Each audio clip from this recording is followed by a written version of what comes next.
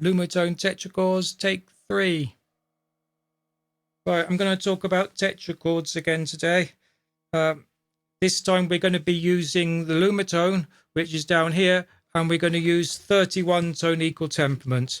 So 31 is a very European tuning, and none the worse for that. There's plenty to talk about with European tuning, and our basic diatonic tetrachords would be like this. So the major,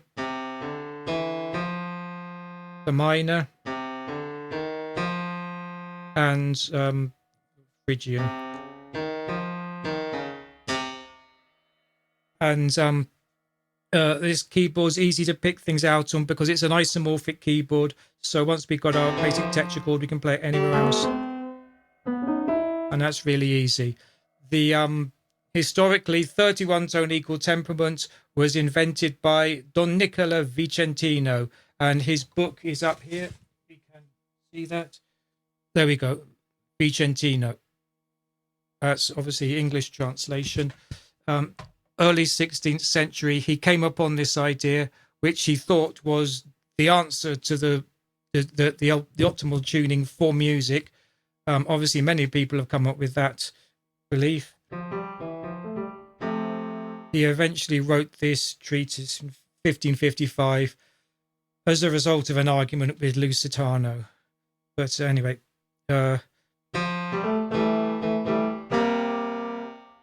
so 31 tone equal temperament is a good approximation of certain ratios, and it fits very well with European music theory.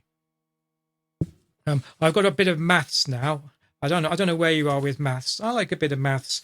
So last week we went through the tetrachords of 12 tone temperament, although I didn't have a 12 tone instrument, and there are 6 if we follow the strict definition of 4 notes encompassing a perfect fourth.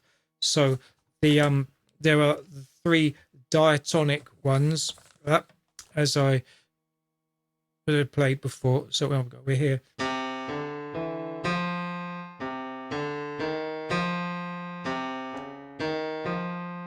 And then there would be 3 chromatic tetrachord.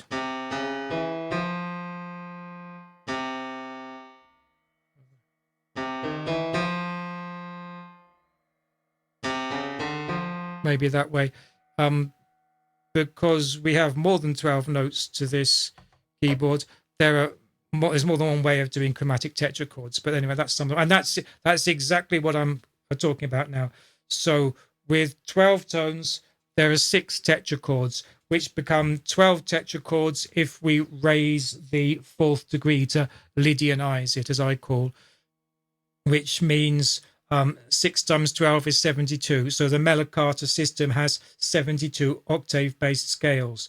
In 19 tone equal temperament, there are 21 basic tetrachords, and I covered some of them last week, not all of them, which would mean 42 when we Lydianize them. In 31 tone equal temperaments, there are 66, I believe, 66 basic tetrachords. In addition, we can also Lydianize them the same. But also, there are different ways of Lydianizing.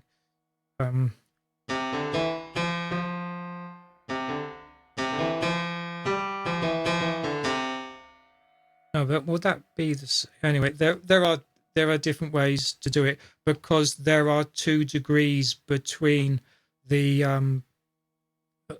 4th and the augmented 4th. Well, on a sharp in general is 2 steps. So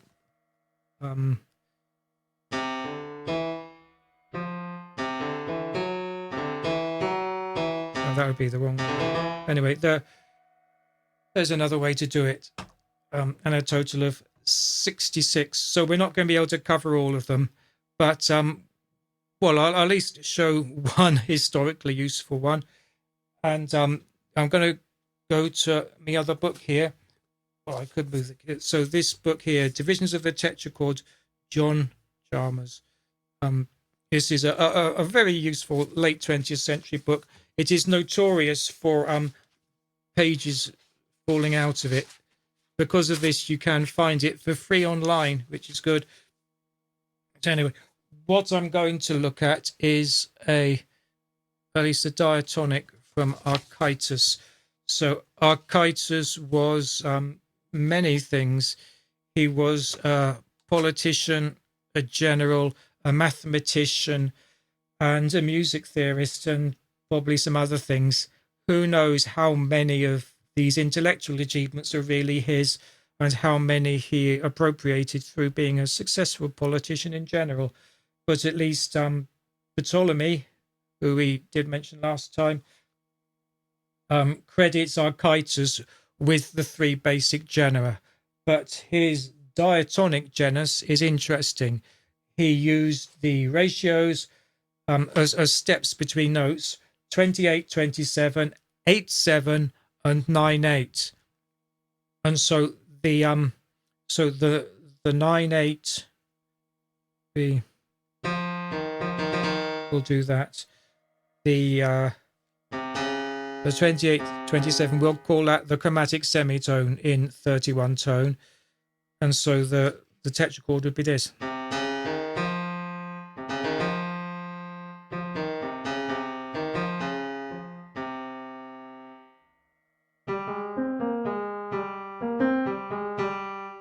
We could also say.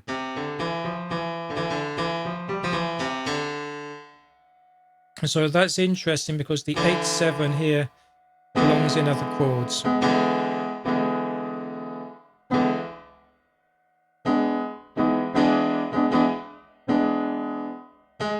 So anyway, and so that's the kind of thing I was showing last week, and it's interesting that was considered to be a diatonic tetrachord. So what we think about in tetrachords for the past 1,000 years or so is not what at least is attributed to Archytas. I thought that was interesting, but we can look at some other tetrachords on the keyboard. Another useful interval is the 7-6. So if we go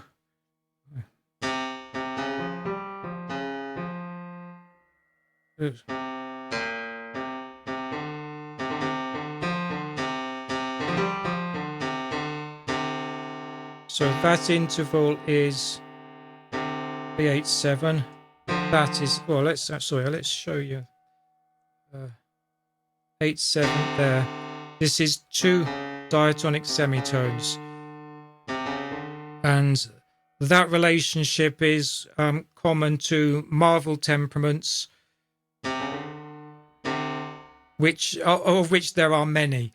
There's a magic temperament which is on the guitar. You can see, well, if I get out of the way, you can see the guitar back there. There you go. It's still there. It hasn't gone away. Follows magic temperament. Magic temperament is a Marvel. So is miracle temperament, Orwell temperament, and mean tone temperament. And the 7-6 adds up to the perfect fourth. Perfect fourth is a ratio of 4-3. We're doing maths this week. So 7-6 times 8-7 is 4-3. There you go. So that.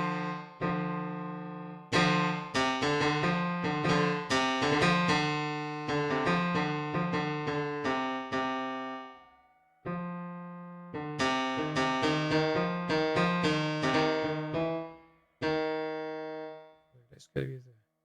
Where are we there?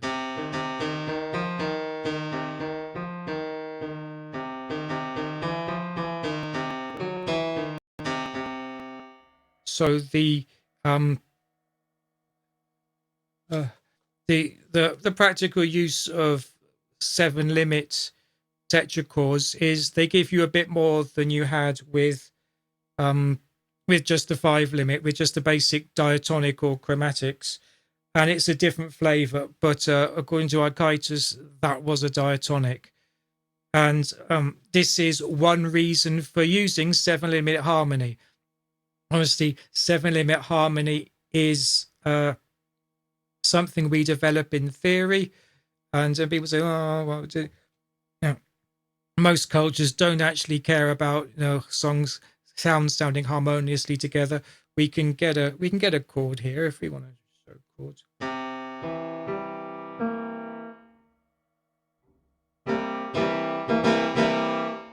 And so that is, if we want to go, we've got this far without notation, but let's give some names to the notes, shall we? So I think this is tuned right as well. I don't have perfect pitch, I'm not sure. C, E, G.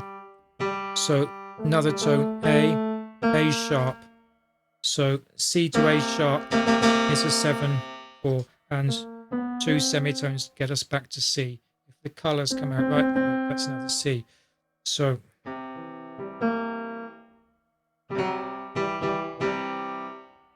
that's it. So the purity of that chord is something that some of us value, but whether or not you like that, once you allow for 7 limit harmony, you also get some nice, interesting tetrachords.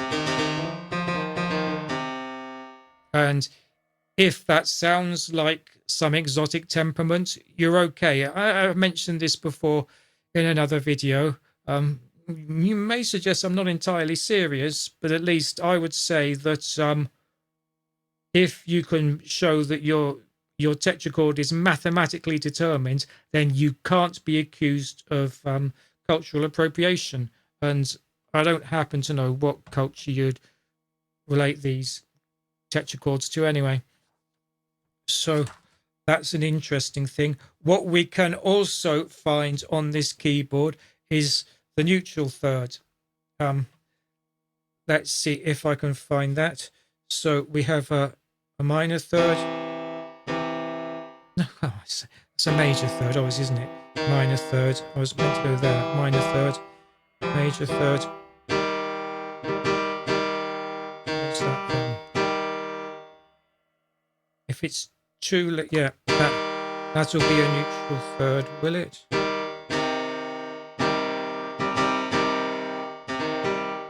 Oh, that's minor.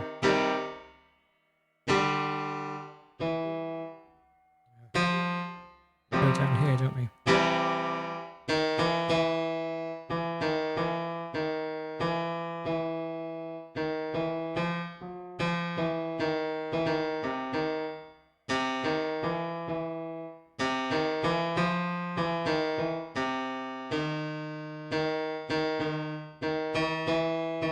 There we go, I found it.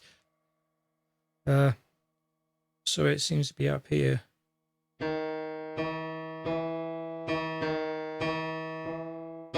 So that is our neutral third. And we look for the 3 things. It's also there. There we go. So that was difficult to find.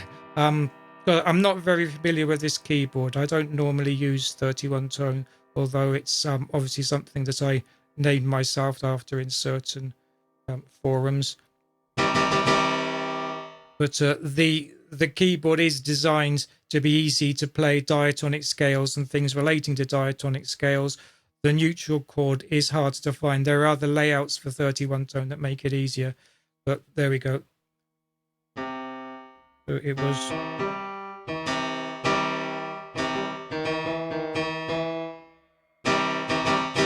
Which means we can make tetrachords around that.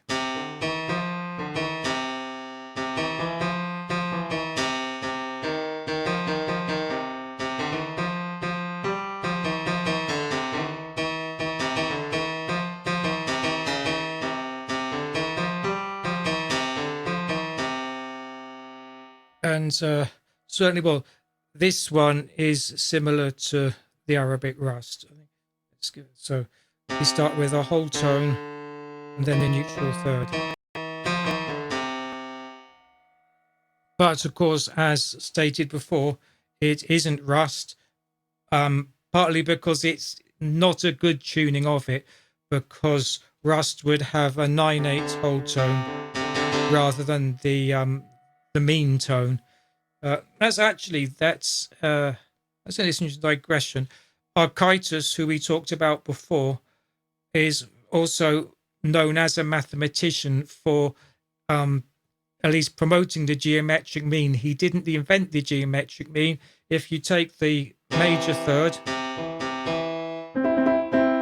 and that's very well tuned in 31 on tone equal temperament, you take the geometric mean of the frequencies and you get the whole tones.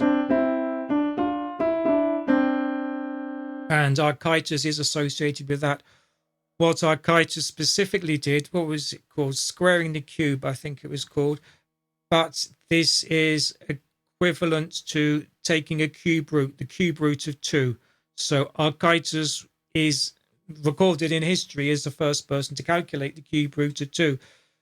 This is relevant because if you want to calculate 12-tone equal temperament, which is the common thing that lots of instruments are totally done to, you start with you want to get the 12th root of 2.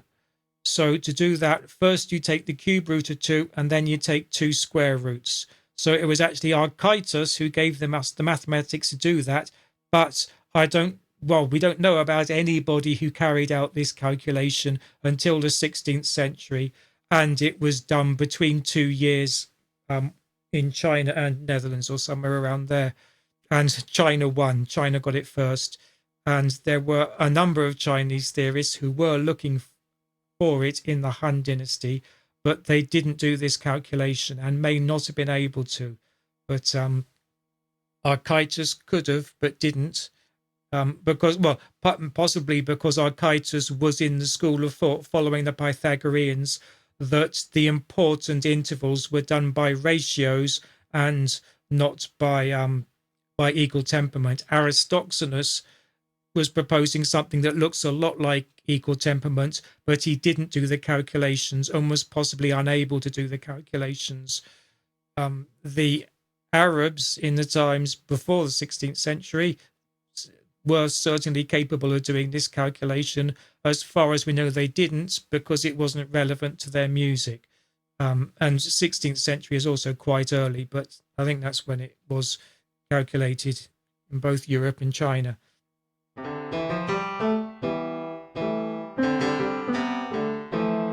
And so Vicentino was not able to calculate the ratios for 31-tone equal temperament, but he did identify that by a process of tuning major thirds,